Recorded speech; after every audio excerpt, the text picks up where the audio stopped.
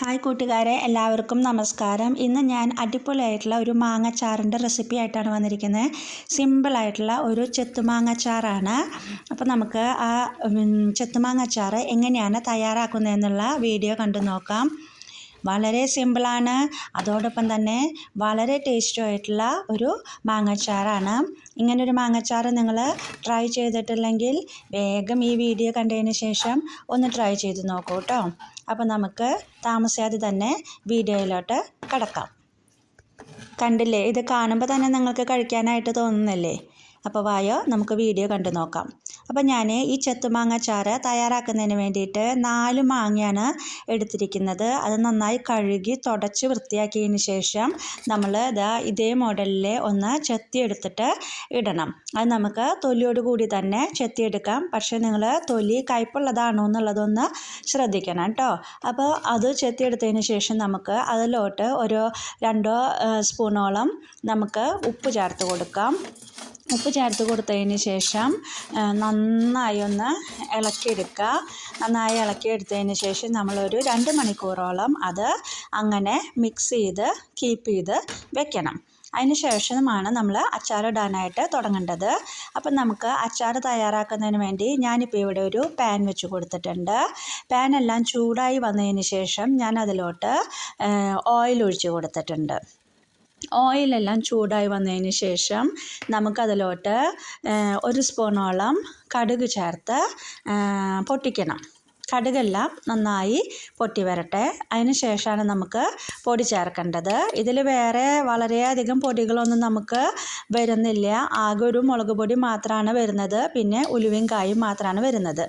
ഇപ്പോൾ കടുകൊക്കെ പൊട്ടി വന്നതിന് ശേഷം ഞാൻ 3 ടേബിൾ സ്പൂണോളം മുളക് പൊടി അതിലോട്ട് ചേർത്ത് കൊടുത്തു. ഞാനതിന് മുന്നായിട്ട് തന്നെ തീ ഓഫ് ചെയ്തിട്ടുണ്ടായിരുന്നു കടുക് പൊട്ടിയതിന് ശേഷം. ഇപ്പോൾ മുളക് ഒക്കെ ഇട്ടതിന് ശേഷം അത് ആറിയതിന് ശേഷം നമ്മൾ മാറ്റി വെച്ചിരിക്കുന്ന ഉപ്പ് ചേർത്ത് വെച്ചിരിക്കുന്ന മാങ്ങ അതിലോട്ട് ഇട്ട് കൊടുക്കുകയാണ്. മാങ്ങ ഇട്ട് കൊടുത്തതിന് ശേഷം നമ്മൾ നന്നായി ഒന്ന് മിക്സ് ചെയ്തെടുക്കാം. കണ്ടില്ലേ, ഇത്രേ വരുന്നുള്ളൂ. വളരെ സിമ്പിളായിട്ടുള്ള ഒരു മാങ്ങച്ചാറാണ്. അപ്പോൾ നിങ്ങൾ തീ ഓഫ് ചെയ്തതിന് ശേഷം ഇത് ചെയ്യണം. അല്ലെങ്കിൽ ആ തീയിൻ്റെ ചൂട് കൊണ്ട് നമ്മുടെ മാങ്ങ അത് വെന്ത് പോകും. വെന്ത് കഴിഞ്ഞ് കഴിഞ്ഞാൽ മാങ്ങച്ചാറിനുണ്ടാകുന്ന ഒരു ടേസ്റ്റ് വേറൊരു ടേസ്റ്റിലുള്ള മാങ്ങച്ചാറായിട്ട് മാറും.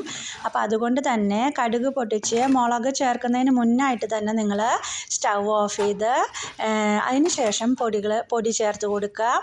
എന്നിട്ട് ചൂട് ആറിയതിന് ശേഷം മാത്രമാണ് നമ്മൾ ഇതിലോട്ട് മാങ്ങ ആഡ് ചെയ്ത് കൊടുക്കുന്നത്.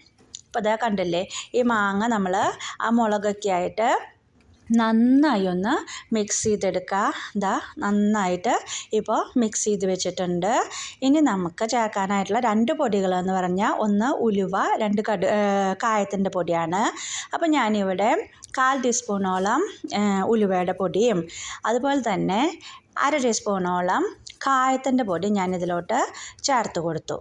അപ്പോൾ അതെല്ലാം ചേർത്തതിന് ശേഷം നമ്മൾ ഇനി അത് രണ്ടും കൂടി മാങ്ങയായിട്ട് നന്നായി മിക്സ് ചെയ്തെടുക്കുക. കഴിഞ്ഞു നമ്മുടെ അടിപൊളിയായിട്ടുള്ള ചെത്തുമാങ്ങ അച്ചാർ. സിമ്പിളായിട്ടുള്ള ചെത്തുമാങ്ങ അച്ചാർ ഇവിടെ റെഡി ആയി കഴിഞ്ഞു. ഇനി നിങ്ങൾക്ക് വിനാഗിരിയൊക്കെ ആവശ്യമുള്ളവർക്ക് വിനാഗിരി ചേർത്ത് കൊടുക്കാം.